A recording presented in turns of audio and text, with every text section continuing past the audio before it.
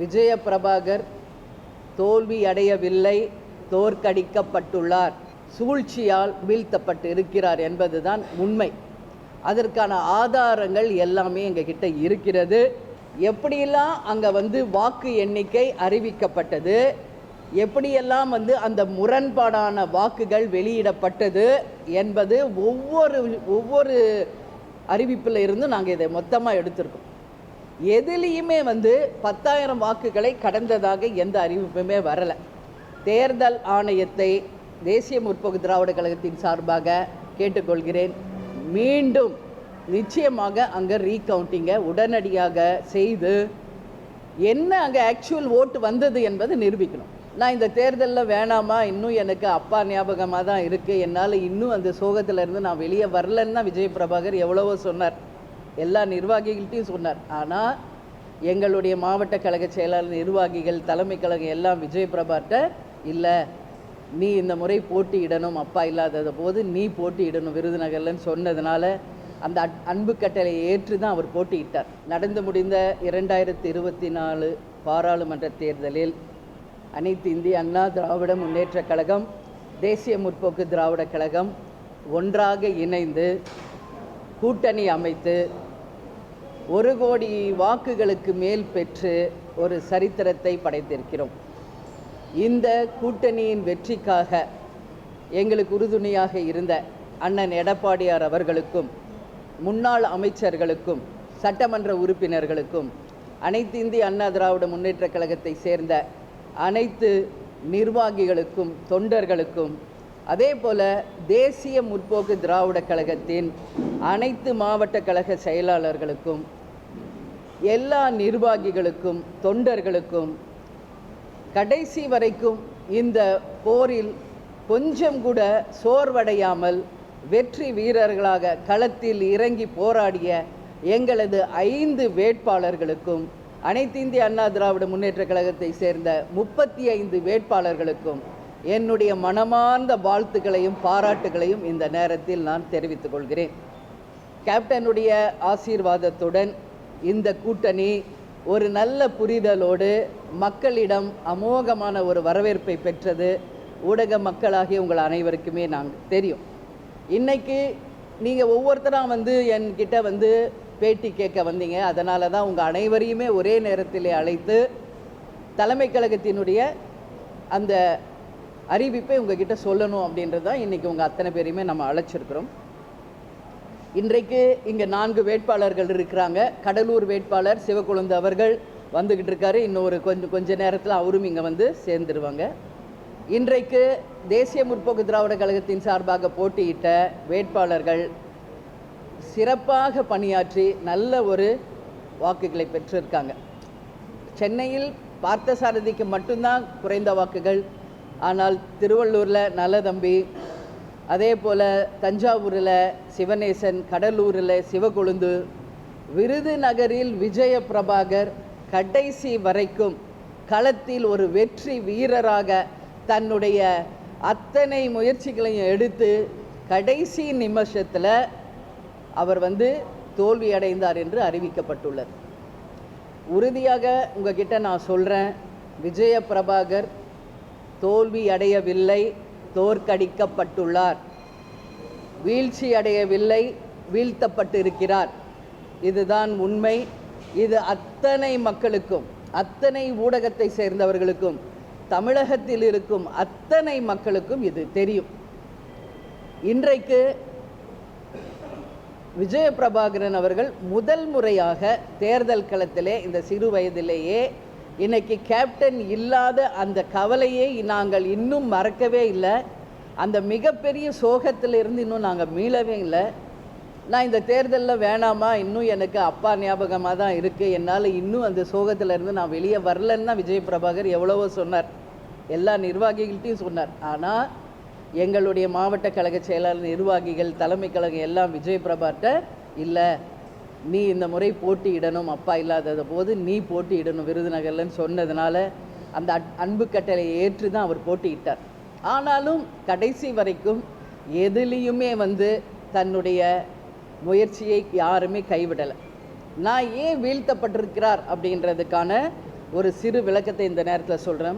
அதே நேரத்தில் எங்கள் 5 வேட்பாளர், அதாவது வெற்றி பெற செய்த திருவள்ளூர் தொகுதி மக்களுக்கும், தஞ்சாவூர் தொகுதி மக்களுக்கும், கடலூர் தொகுதி மக்களுக்கும், மத்திய சென்னை தொகுதி மக்களுக்கும், விருதுநகர் தொகுதி மக்களுக்கும் தேசிய முற்போக்கு திராவிட கழகத்தின் சார்பாக எங்களுடைய நன்றிகளை இந்த நேரத்தில் நான் உரித்தாக்குகிறேன்.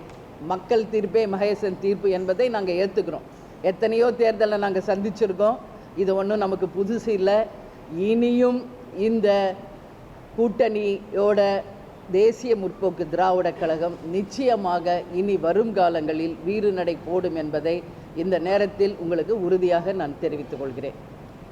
ஏன் விஜய பிரபாகர் வீழ்த்தப்பட்டார் அப்படின்றது நீங்கள் கேட்கலாம். அதற்கான காரணம் உங்ககிட்ட நான் சொல்லணும்னு நினைக்கிறேன்.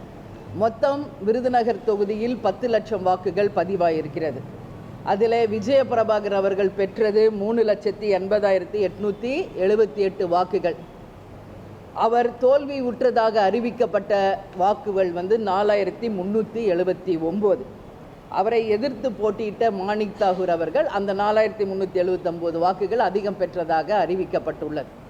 இப்போ நம்ம பார்த்தோம்னா திருப்பரங்குன்றம், திருமங்கலம், சாத்தூர், சிவகாசி, விருதுநகர், அருப்புக்கோட்டை தபால் வாக்குகள் மொத்தம் சேர்த்து விஜய பிரபாகர் இழந்தது 0.4%. அதாவது 0.5% கூட கிடையாது, 0.4% தான் அவர் தோல்வி உற்றதாக அறிவிக்கப்பட்டிருக்கிறது. இன்னைக்கு தமிழகம் முழுவதும் 40 தொகுதிகளிலும் போட்டியிட்ட வேட்பாளர்கள் பல லட்சம் வாக்குகள் வித்தியாசத்திலே தோல்வியுற்றிருக்கிறார்கள். விஜய பிரபாகர் அவர்களும் அதே போல பல லட்சம் ஓட்டு வித்தியாசத்தில் தோல்வி உற்றிருந்தால் அந்த நிமிடமே அந்த தோல்வியை நாங்கள் மனதார ஏற்றுக்கொண்டு ஆமாம் தோல்வி என்று ஒப்புக்கொண்டிருப்போம். ஆனால் இது திட்டமிடப்பட்டு விஜய பிரபாகர் அவர்கள் சூழ்ச்சியால் வீழ்த்தப்பட்டு இருக்கிறார் என்பதுதான் உண்மை. அதற்கான ஆதாரங்கள் எல்லாமே எங்ககிட்ட இருக்கிறது. எனவே தான் உங்களை அத்தனை பேரையும் நான் இன்றைக்கி அழைச்சிருக்கிறேன். இப்போது இந்த இந்த ஷீட்டை நீங்கள் பார்த்தீங்கன்னாலே புரியும் எப்படியெல்லாம் அங்கே வாக்கு எண்ணிக்கை அறிவிக்கப்பட்டது, எப்படியெல்லாம் அந்த முரண்பாடான வாக்குகள் வெளியிடப்பட்டது என்பது ஒவ்வொரு அறிவிப்பில் இருந்து நாங்கள் இதை மொத்தமாக எடுத்திருக்கோம். எதுலேயுமே 10,000 வாக்குகளை கடந்ததாக எந்த அறிவிப்புமே வரலை. வெளியே ஊடகங்களில் வந்த அறிவிப்புகளும் அங்கு ஸ்பாட்டில் அறிவிக்கிற அறிவிப்புக்கும் ஏகப்பட்ட முரண்பாடுகள் இருந்தது உண்மை.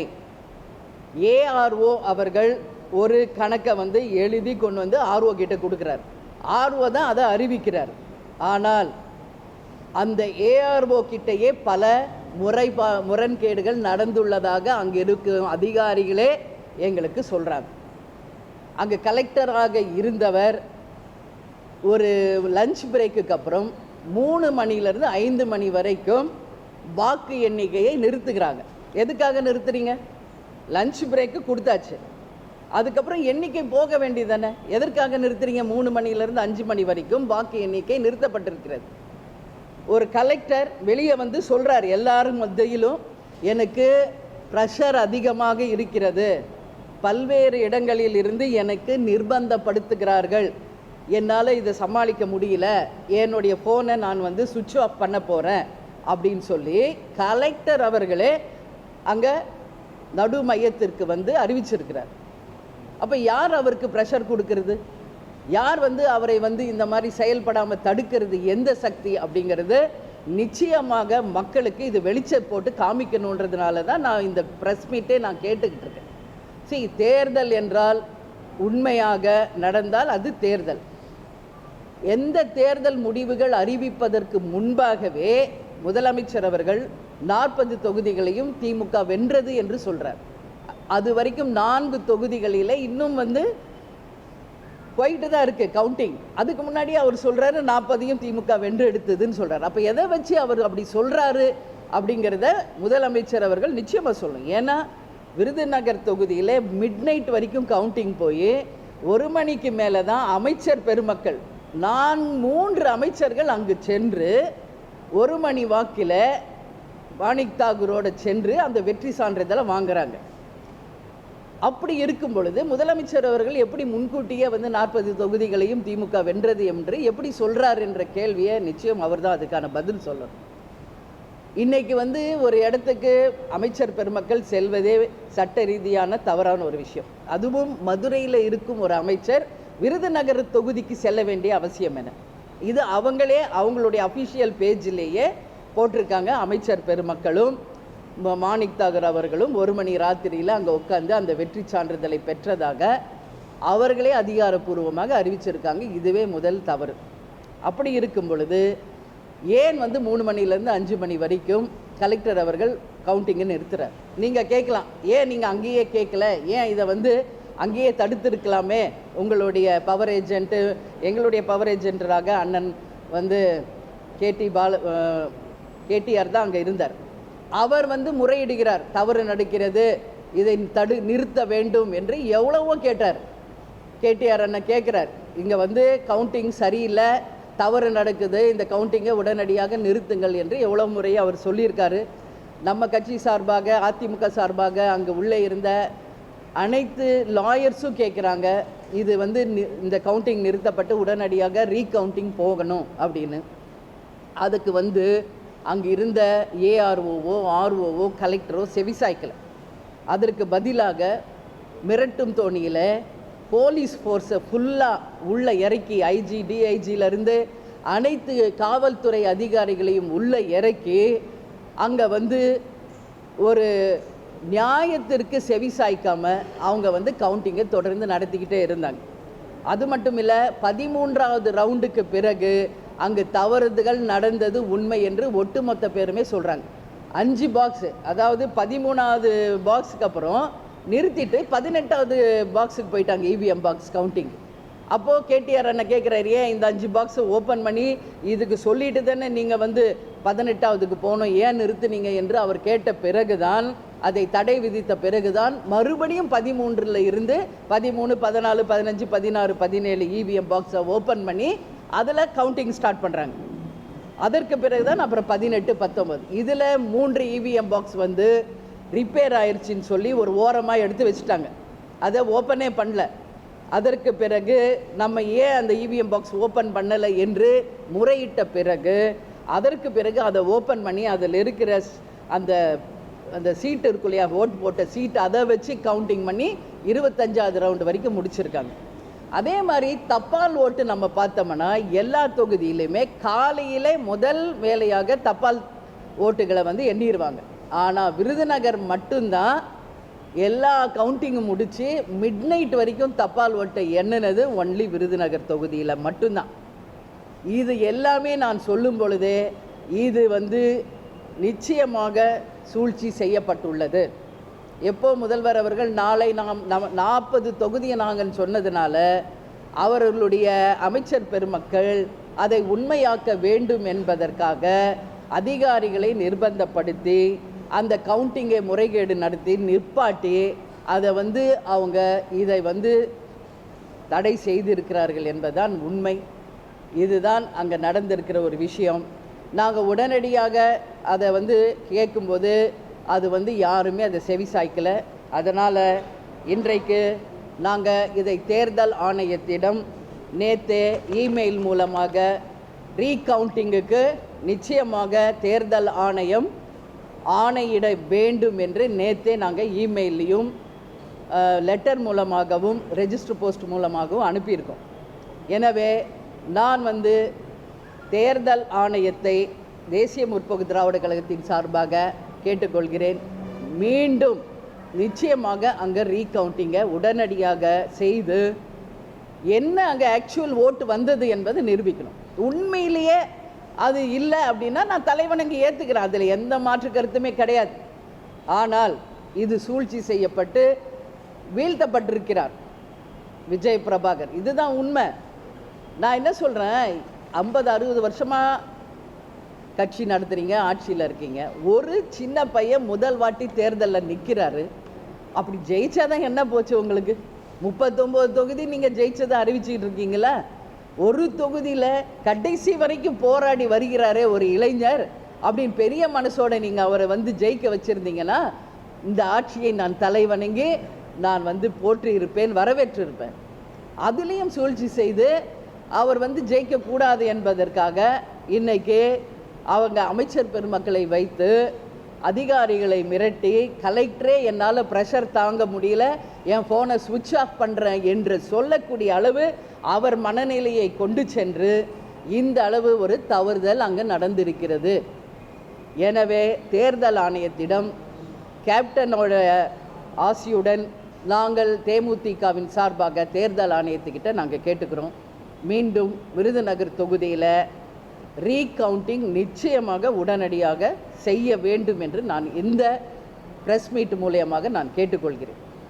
எனவே நிச்சயமாக அவங்க அந்த ரீகவுண்டிங்குக்கு அனுமதித்தால் அதை நாங்கள் உடனடியாக தலைவணங்கி ஏற்று அந்த ரீகவுண்டிங் ஒரு பொதுவான ஒரு ஜட்ஜு முன்னாடி நியாயமாக அந்த ரீகவுண்டிங் நடக்கணும்.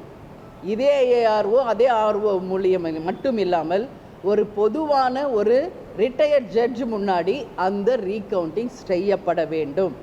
அது நியாயமானதாக நடக்க வேண்டும். அதில் என்ன வந்தாலும் நாங்கள் ஏற்றுக்கொள்ள தயாராக இருக்கிறோம் என்பதை இந்த நேரத்தில் உங்களுக்கு நான் சொல்லிக்கொள்கிறேன். ஒருத்தராக கேளுங்க. என்னங்க?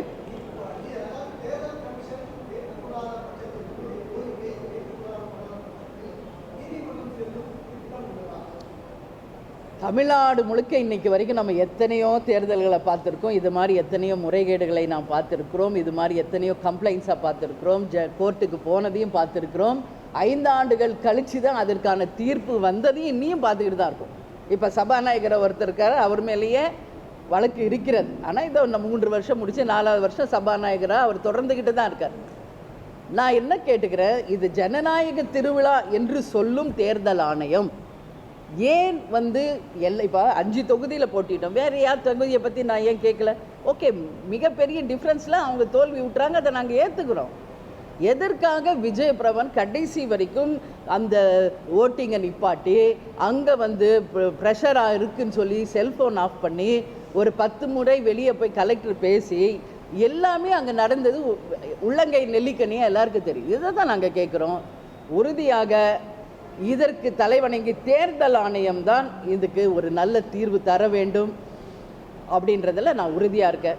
நிச்சயம் தேர்தல் ஆணையம் எங்களுக்கு ஒரு நல்ல முடிவை கொடுப்பாருங்க அப்படின்னு நினைக்கிறேன். கோர்ட்டுக்கு போகிறது ஒன்றும் பெரிய விஷயம் இல்லை. கோர்ட்டுக்கு போயிட்டா உண்மையிலே உடனடியாக அதற்கு தீர்வு வருமா அப்படிங்கிறத உங்ககிட்டயே நான் கேட்குறேன். பத்திரிகையாளர்களாக உங்கள் எல்லாருக்கும் தெரியும். உடனடியாக அதுக்கான தீர்வை கோர்ட்டு உடனடியாக கொடுக்கட்டும்னு சொல்லுங்கள், நாளைக்கே நாங்கள் கோர்ட்டுக்கு போகிற தயாராக இருக்கோம். ஆனால் ஒன்ஸ் என்ன சொல்லுவாங்க, கோர்ட்டில் நிலுவையில் இருக்குது, அதை நாங்கள் ஒன்றும் இப்போ பேச முடியாது, தேர்தல் ஆணையம் சொல்லுவாங்க. அதனால தான் நான் சொல்கிறேன், நாங்கள் கேட்டுக்கிறது தேர்தல் ஆணையத்துக்கிட்ட தான் 45 நாட்கள் வரைக்கும் நமக்கு உரிமை இருக்குது ரீகவுண்டிங் கேட்குறதுக்கு.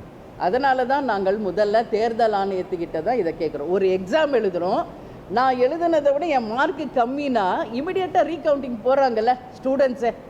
இது என்ன எவ்வளோ பெரிய ஒரு தேர்தல்! 6 சட்டமன்ற தொகுதிக்கு உட்பட்ட ஒரு பாராளுமன்ற தேர்தலில் ஒரு தொகுதியிலே கடைசி நேரத்தில் சூழ்ச்சியால் வீழ்த்தப்பட்டிருக்கிறார் என்பது அனைவராலும் ஒற்றுக்கொள்ளப்படும் போது இது வந்து தேர்தல் ஆணையம் உரிய நீதி எங்களுக்கு தர வேண்டும் என்று இதை மூலம் நான் கேட்டுக்கிறேன்.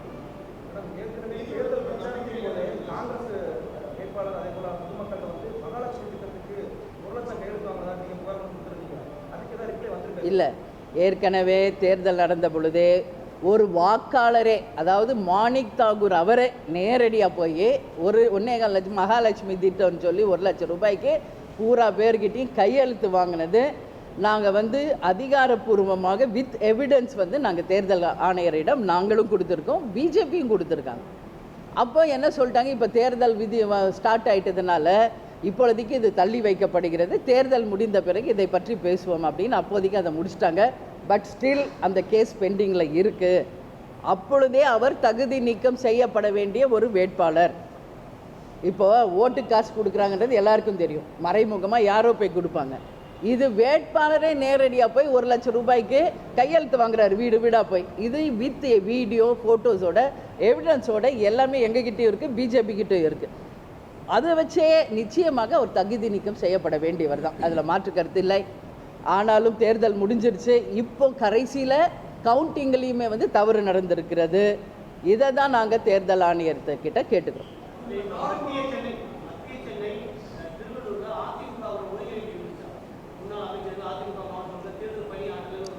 இங்கே பாருங்கள், எல்லா இடத்துலையும் ஒருங்கிணைப்பும் இருந்தது. இது எல்லா இடத்துலையும் இது நடக்கிறது தான். இது எங்கள்கிட்ட மட்டும் கேட்கக்கூடிய கேள்வி இல்லை. எங்களை பொறுத்த வரைக்கும் அனைத்து இந்திய அண்ணா திராவிட முன்னேற்ற கழகம், தேசிய முற்போக்கு திராவிட கழகம் இணைந்து தான் செயல்பட்டோம். மிகப்பெரிய ஒரு உடன்பாடோட நல்ல புரிதலோடு தான் நம்ம வந்து போட்டிட்டு இருக்கோம். அதனால் நிச்சயமாக யார் மேலேயும் நாங்கள் குறை சொல்கிறதுக்கு இல்லை.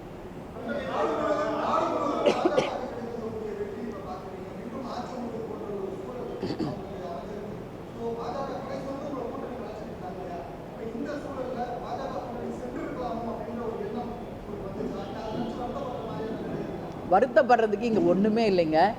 இது நாங்கள் தெளிவாக சிந்தித்து எடுத்த முடிவு தான். இதில் அவசரமாகவோ வருத்தப்படுறதுக்கோ எதுவுமே கிடையாது. இது ஒட்டுமொத்த எங்கள் மாவட்ட கழக செயலாளர்களை அழைத்து நாங்கள் உறுதியாக தீர்மானமாக எடுத்த முடிவு தானே ஒழிய பிஃபோர் ரிசல்ட் ஒன்று ஆஃப்டர் ரிசல்ட் ஒன்றெல்லாம் எங்கள் கருத்துக்களை நாங்கள் மாற்றிக்கிறதா இல்லை.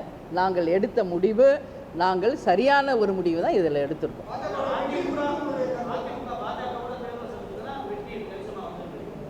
இப்போ வேணால் சொல்லலாம், நாங்கள் கடந்த 10 வருஷம் என்டிஏ அலையன்ஸில் தானே இருந்தோம். இப்போ நீங்கள் சொல்கிற அத்தனை கூட்டணியும் ஒன்றா இணைஞ்சு தானே போட்டி போட்டோம். ஏன் அப்போ வெற்றி வரல? அதை நான் கேள்வியை எழுப்பலாம் இல்லையா? இப்போ அவங்களோட இணைஞ்சிருந்தால் வெற்றி வந்திருக்குமா அப்படின்றதெல்லாம் ஆஃப்டர் தேர்தலுக்கு அப்புறம் நம்ம பேசுகிற பேச்சு. இது கூட்டணி அமைச்சு போட்டிட்டு இருந்தால் வெற்றி பெற்றிருப்போமா இல்லையான்றதை ஜோசியம் சொல்ல முடியாது. நான் ஏன் அப்போ என்டிஏ அலையன்ஸில் நாங்கள் இருந்தப்போ வெற்றி பெறலை? அதனால் இது இப்போ நம்ம அதை பற்றி பேசுகிறது தவறு. நிச்சயமாக மக்களுக்கு தெரியும், ஒரு நல்ல ஒரு எதிர்காலத்தை நிச்சயம் தேமுதிகக்கு அவங்க வழங்குவாங்க என்று நாங்கள் உறுதியாக நம்புகிறோம்.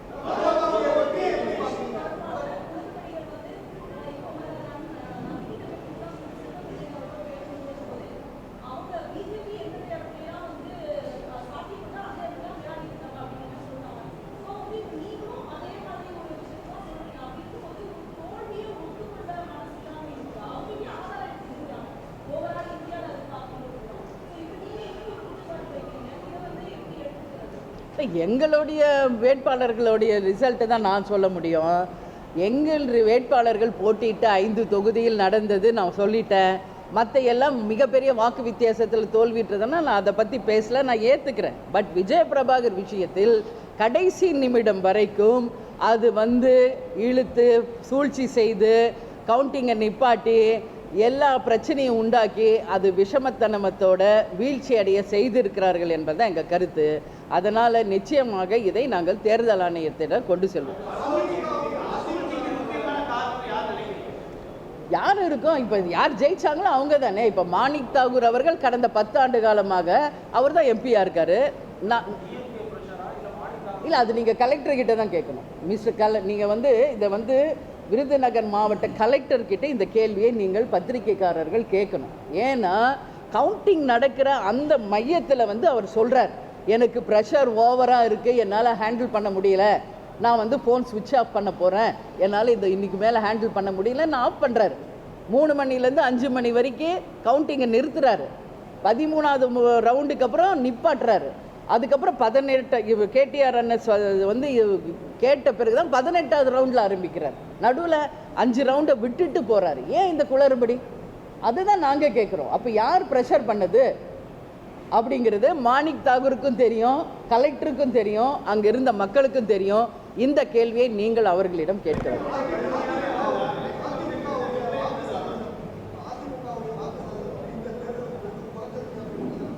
இல்லையே, போன வாட்டியோட இந்த வாட்டி கூடி இருக்கிறது. நீங்கள் கரெக்டாக கணக்கு பார்க்கலன்னு நினைக்கிறேன். கிடையாது, இல்லை, கூடி இருக்கிறது. இப்போ 2 பேரும் சேர்ந்து இருக்கட்டும், பரவாயில்ல. இப்போ நாங்கள் 2 பேரும் சேர்ந்து 1 கோடிக்கு மேலே வாங்கியிருக்கிறோம். இல்லை, அப்படி பார்த்தா எல்லாருடைய வாக்கு சதவீதம் சிலருக்கு குறைஞ்சிருக்கு, ஏறி இருக்கு. இன்றைக்கி 40 தொகுதியிலையும் திமுகவை தவிர யாருமே வெற்றி பெறலை. எல்லாமே இருக்குது. இதுக்கு பின்னாடி என்ன இருக்குது? அதுதான் நான் கேள்வி கேட்குறேன். அப்புறம் எதுக்கு ஜனநாயக திருவிழான்னு ஏன் சொல்கிறீங்க?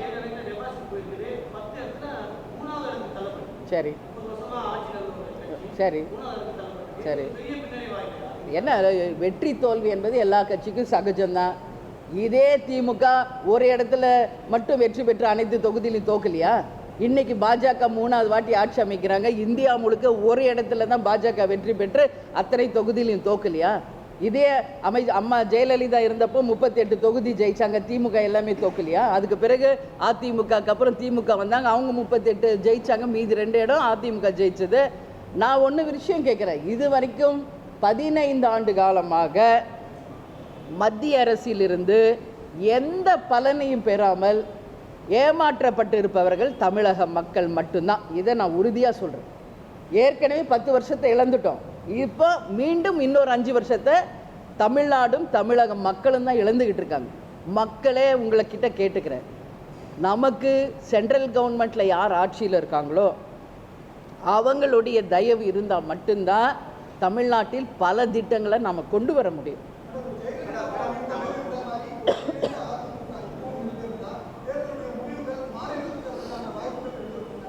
இங்கே பாருங்க, 1 பெருசா 10 பெருசானா 10 தான் பெருசு, அதில் மாற்று கருத்து இல்லை.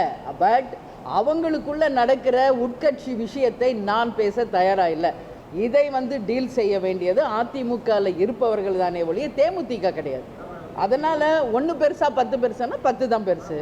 அதனால் ஒன்று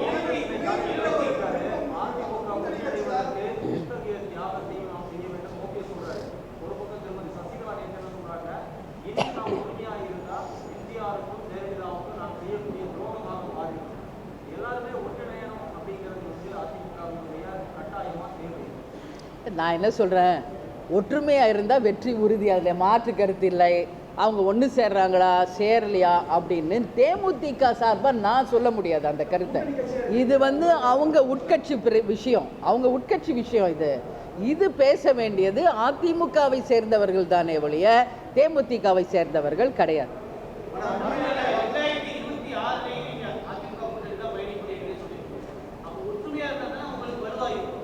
சார், இப்போ எங்களை பொறுத்த வரைக்கும் இந்த கூட்டணியில் தான் இருக்கோம், இது தொடரும் என்று நான் பிரச்சாரத்திலேருந்து சொல்லிக்கிட்டு இருக்கேன். இப்பயும் அதை தான் சொல்கிறேன். அவங்க ஒற்றுமையோடு வருகிறார்களா 26ல், இல்லை அண்ணன் எடப்பாடியார் மட்டும்தான் வராரா என்பது நான் இன்னைக்கு சொல்ல முடியாதுங்க. இது அவங்க தாங்க டிசைட் பண்ணோம். அவங்க கட்சி விஷயம், அவங்க எல்லாரும் கூடி பேசி ஒன்றா அண்ணாறாங்கன்னா அது வரவேற்கிறேன், நான் இல்லைன்னு சொல்லலையே. பட் வராங்களா இல்லையான்றதை நாங்கள் எப்படி சொல்ல முடியும்? அதை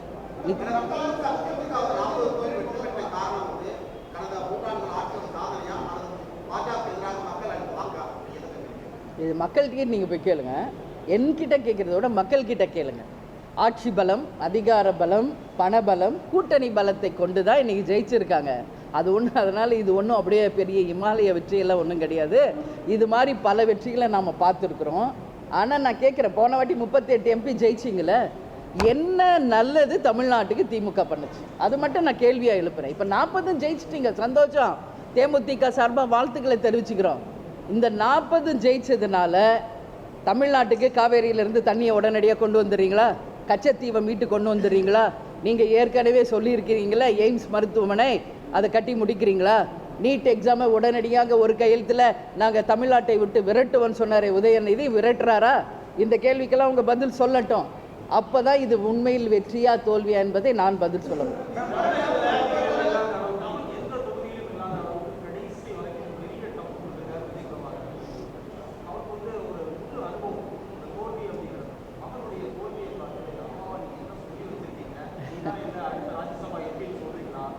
இல்லை, நான் ஒரு விஷயம் சொல்கிறேன். கேப்டனும் சரி தேமுதிகவும் சரி எதிர்நீச்சல் போட்டே தான் வாழ்க்கையில் நாங்கள் ஜெயிச்சு வந்துக்கிட்டு இருக்கோம். சினிமா துறையிலும் சரி அரசியலிலும் சரி கேப்டன் சந்திக்காத சவால்கள் இல்லை, துரோகங்கள் இல்லை, வீழ்ச்சிகள் இல்லை. எல்லாத்தையும் சமாளித்து தான் நாங்கள் வரோம். என் விஜய் பிரபாகர் முதல் முறையாக இந்த வாட்டி தேர்தல் களத்தில் வந்திருக்காரு.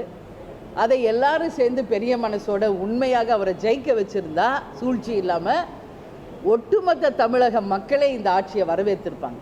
ஆனால் அதையும் கடைசி வரைக்கும் சூழ்ச்சியில் கொண்டு போய் ஒன்றுமே தெரியாத ஒரு ஃப்ரெஷ் கேண்டிடேட் அவரை போய் இன்றைக்கி வீழ்த்தி சூழ்ச்சியை ஏற்படுத்தியிருக்காங்கன்னா இதில் ஒரு அம்மாவை நான் என்ன சொல்ல முடியும்?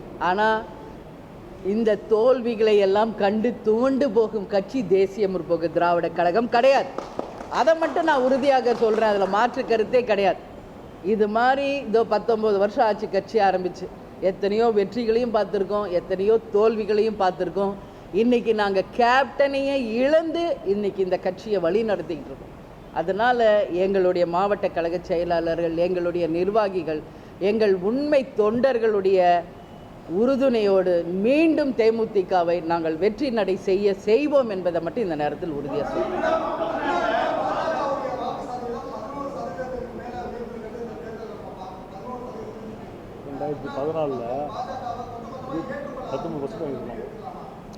ஏற்கனவே இல்லை, அதான் சொன்னல உங்களுக்கு, என்டிஏல நாங்கள் 10 வருஷம் இருந்தோம். 2019 14 நம்ம எல்லாம் ஒன்றா இருந்தப்போ 19% வாக்குகள் அப்போ பெற்றோம். சரிங்களா? அப்போ எல்லாருமே ஒன்றா இருந்து பெற்றது. இப்போ பாஜக இன்னும் இன்னைக்கு இவ்வளோ சதவீதம் வாங்கி இருக்குதுன்னா வாழ்த்துக்கள். எந்த ஒரு கட்சியும் அவங்க கட்சி ஆட்சிக்கு வரணும், வெற்றி அடையணும் தான் எல்லா கட்சியும் இன்னைக்கு உழைக்கிறாங்க. அந்த வகையில் அவங்க உழைச்சிருக்காங்க, அவங்களுக்கு மக்கள் வாக்களிச்சிருக்காங்க, சந்தோஷம். இனி எதிர்காலம் எப்படி வரும்ன்றதை அவங்க தான் அதை சொல்லணும்.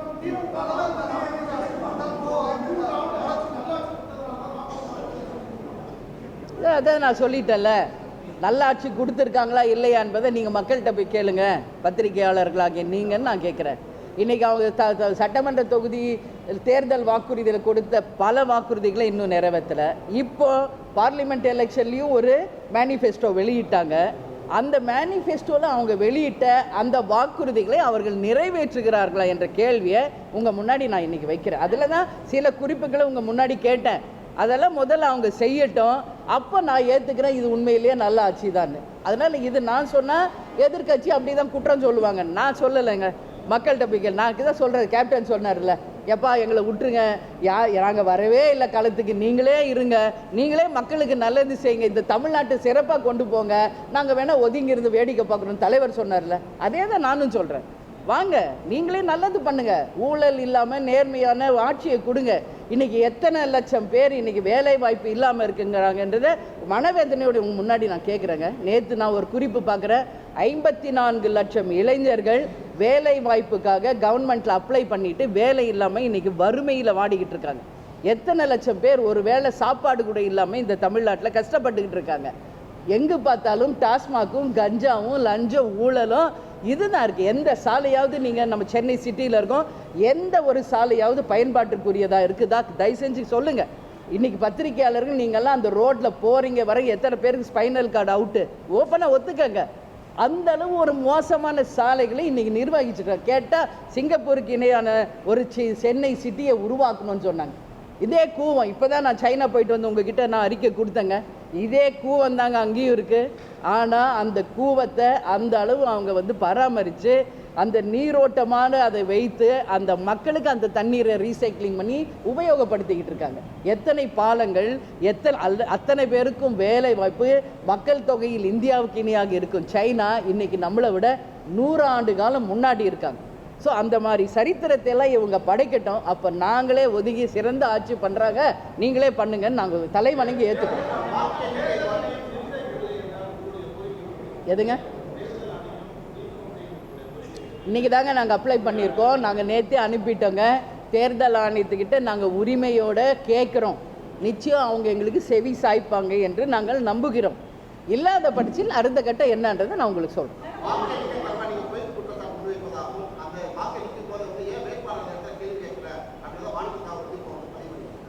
அதைத்தான் அவங்க சொல்லுவாங்கன்னு தான் நான் கேட்குறேன். வேட்பாளரும் கேட்டார், எங்களுடைய பவரேஜ். ஆமாங்க, இல்லை பவர் ஏன் மாணிக் தாகூர் பேசிட்டாராமா? மாணிக் தாகூர் அங்கே வரும், அங்கே தானே உட்காந்துருந்தாரு.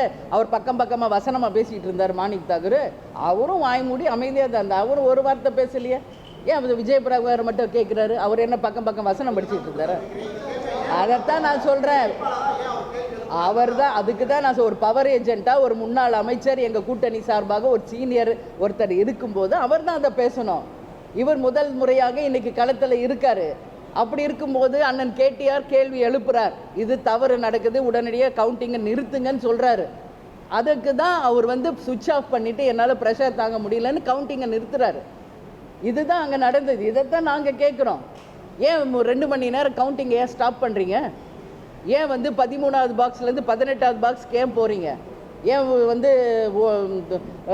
தப்பால் ஓட்டு லாஸ்ட்டில் 1 மணி வரைக்கும் எண்றீங்க?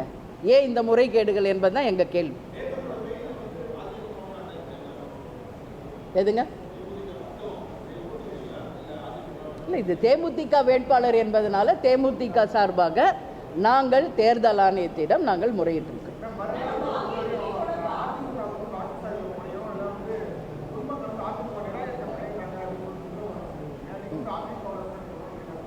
அது செல்வ பெருந்தகை கிட்ட போய் கேளுங்க ஏன் அப்படி சொன்னாருன்றத. அவர் கருத்தை நீங்கள் அவர்கிட்ட தான் கேட்கணும். செல்வ பெருந்தகை ஒரு கருத்து சொன்னதை நீங்கள் என்கிட்ட கேட்கக்கூடாது.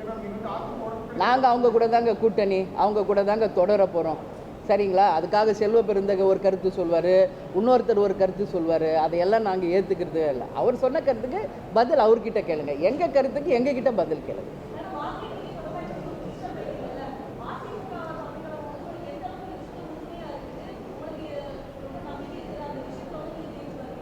நிச்சயமாக அதிமுக எல்லா வகையிலுமே நல்ல அண்டர்ஸ்டாண்டிங்கோடு தான் இந்த கூட்டணியை நாங்கள் அமைச்சிருக்கோம். சிறப்பான முறையில் இந்த தேர்தல் பணிகள் நடந்தது. இங்கே அத்தனை வேட்பாளர்கிட்டையும் கேளுங்க எந்த அளவு அவங்களுக்கு அதிமுக தேமுதிக இணைஞ்சு பணியாற்றிட்டு. மீதி 35 தொகுதியிலையும் அதிமுகவுடன் தேமுதிக நிர்வாகிகள் எந்த அளவு ஒற்றுமையோடு செயல்பட்டாங்க என்பது அதிமுகவினருக்கு தெரியும். அதனால் சிறப்பான ஒரு கூட்டணி நிச்சயமாக இந்த தேர்தலில் இல்லை என்றாலும் வருங்காலத்தில் மகத்தான வெற்றியை இந்த கூட்டணி பெறும். ஓகே,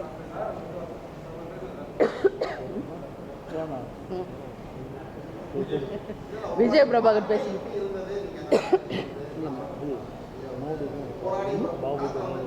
யாரு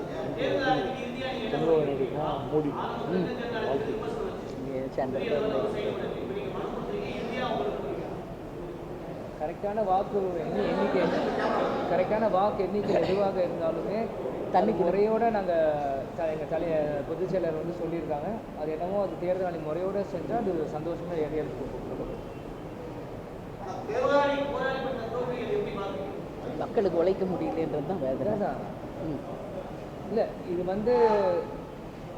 இன்னும் நான் பெட்டராக பெர்ஃபார்ம் பண்ணியிருப்பேன், ஜெயிச்சிருந்தேன்னா இன்னும் மக்களுக்கு இன்னும் கொஞ்சம் ஈஸியாக போய் அவங்களுக்கு செய்ய முடியுது எல்லாமே நாங்கள் செஞ்சுருக்கோம்னு நான் நினைக்கிறேன். அது மட்டும் இல்லாமல் இப்போ தேர்தலுக்கு முன்னாடி எல்லாருமே ஒரு சின்ன பையன் என்ன பண்ணுவான்றப்போ ஒரு இவ்வளோ டஃப்பு கொடுக்கும்போது ஒரு வாய்ப்பு மக்கள் எனக்கு கொடுத்துருந்தாங்கன்னா நிச்சயம் இந்த விஜய் பிரபாகர் என்ன பண்ணியிருப்பேன் அப்படின்னு அவங்க எல்லாருக்குமே நிரூபிச்சிருப்பேன். இப்போ ஒரு காலதாமதம் 5 வருஷம் தள்ளுதா இல்லை ரீகவுண்டில் திரும்பி வரானா என்பது காலம்தான் பதில் சொல்லணும். அதே மாதிரி விருதுநகர் வாக்காளர் பெருமக்களை யாரும் எனக்கு ஓட்டு போட்டாங்களோ இந்நேரத்தில் எல்லாருக்குமே நன்றியை தெரிவித்துக் கொள்கிறேன். அது என்னோட சொந்த ஊர், மீண்டும் அங்கே நான் வருவேன் இந்நேரத்தில் நான் சொல்லிக்கிறேன்.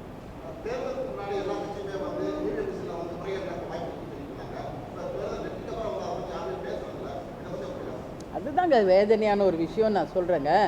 அப்போ எதுக்கு ஜனநாயக திருவிழான்னு ஏன் சொல்கிறீங்க? ஆட்சியாளர்களின் திருவிழான்னு சொல்லாமல இதை மாற்றி யார் ஆட்சியில் இருக்கிறாங்களோ அவங்களுடைய திருவிழா. 40 ஆட்சியாளர்களை ஜெயிச்சதாக அறிவிச்சுட்டு போயிருங்கன்ற. இதுக்கு எதுக்கு ஒரு திருவிழா? இதுக்கு எதுக்கு ஒரு தேர்தல்? இதுக்கு எதுக்கு ஒரு டைம் வேஸ்ட்டு? எதுக்கு இவ்வளோ எத்தனை கோடி இது கவர்மெண்ட்டோட காசு இதில் செலவு? எதுக்கு ஆட்சியாளர்களின் திருவிழா என்று மாற்றி அமைக்கணும்னு நான் கேட்டுக்கிறேன். இன்றைக்கி விஜய் பிரபாகர் அவர்களுக்கு வாக்களித்த அனைத்து விருதுநகர் தொகுதி மக்களுக்கும் தேமுதிக சார்பாக என்னுடைய பணிவான நன்றிகளை தெரிவித்துக் கொள்கிறேன். நிச்சயமாக வெற்றி பெற்று மிகப்பெரிய அளவில் விருதுநகர் மக்களுக்காக உழைக்க வேண்டும் என்று உறுதியாக இருந்தார். நிச்சயமாக கேப்டன் ஆசீர்வாதம், தெய்வத்தின் துணை இருந்தால் ரீகவுண்டிங்கில் அவர் ஜெயிச்சா மீண்டும் உறுதியாக விருதுநகர் மக்களுக்கு சேவை செய்ய தயாராக இருக்கார். அதனால் எது வந்தாலும் நாங்கள் ஏற்றுக்கொள்ள தயாராக இருக்கோம். அப்படி இல்லை என்றால் 26 இருக்கிறது சட்டமன்ற தேர்தல். நிச்சயமாக அவர் தேர்தலில் அத்தனை வேட்பாளர்களும் நின்று ஜெயிச்சு மக்களுக்காக நாங்கள் உழைப்போம், கேப்டன் எங்களுக்கு கொடுத்த பாதையில் பயணிப்போம் என்பதை தெரிவித்துக்கிறோம்.